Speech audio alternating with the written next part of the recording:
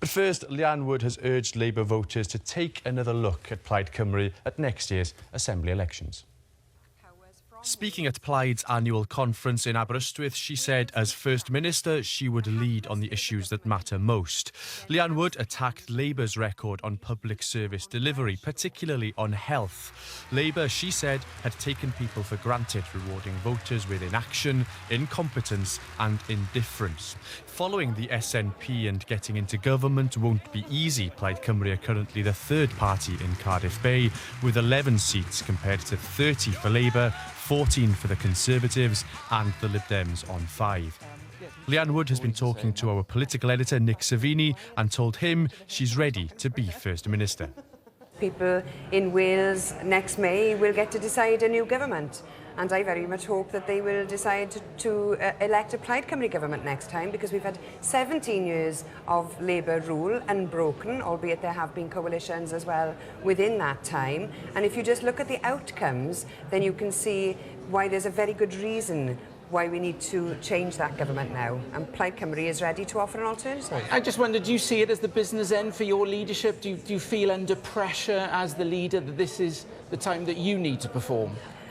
I don't feel under pressure, but I certainly want the party to do well, and I've worked very hard in order to get Plaid Cymru into good shape to contest these elections. We've got an excellent team of candidates. I've got a really strong shadow cabinet, and our programme of government is designed to offer solutions to the problems that people tell us that they face. We've been involved in an engagement exercise with people. I've been doing town hall meetings. We've been knocking thousands upon thousands of doors and having conversations with people.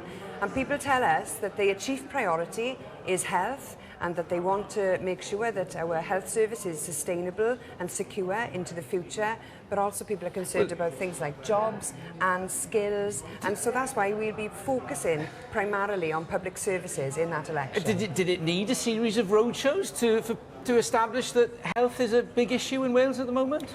Well, no, we knew health was a big issue, but I felt it was important to listen to what people's concerns are. And we've done that, and we will continue to do that. It's not a one-off exercise, of course, but it is absolutely clear that health is people's main concern. The centralisation programme that Labour are pushing ahead with, removing vital services from people's communities. We've heard about the maternity services debacle in the north of our country, and this is all being driven, they tell us, because there's a shortage of personnel, which is why we've put together this policy to create an extra 1,000 doctors in the Welsh Health Service, to train and recruit and retain those doctors. You're not a bit late to the party on this, are you? Welsh Conservatives have had a very targeted campaign on perceived failures in the Welsh NHS for a long time now. They're very good at describing the problems, and anybody can do that, really, and you could knock on Mrs Jones down the road and she'll describe the problems to you. What the Conservatives have failed to do is to come up with solutions. And what we've done this weekend, and with my deputy leader, Elin Jones, has put forward a wide range of proposals, a package of measures to turn around our health service. I've already mentioned the doctors. We want to integrate health and social care services so that people can leave hospital quicker. We want to provide cancer diagnostic centres so that people can receive the all-clear or a diagnosis of cancer within 28 days. It's an absolute scandal that people have to wait as long as they do for these things. So we've come up with this range of solutions, and that's something the Tories have to date failed to do. You know, as part of that NHS plan, main policy outlined here this weekend, it's a major reorganisation and restructuring of the NHS as well. Huge chunks will become, under your plan, the responsibility of local councils. That's right.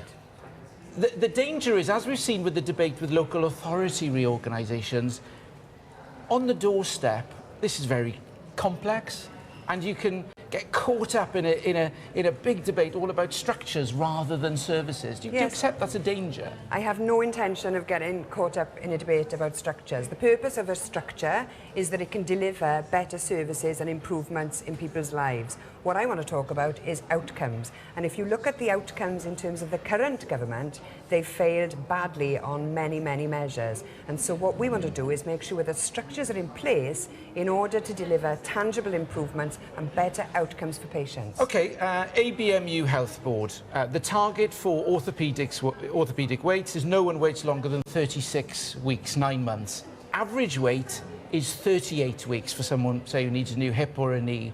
What does your policy do for them? Well, with an extra 1,000 doctors in our health service, more people can be treated, and so that's why we've put so much emphasis on that policy. The lack of doctors, and remember, we've got fewer doctors per head of the population in Wales than any other country in the UK, and we fare pretty badly right across the EU as well.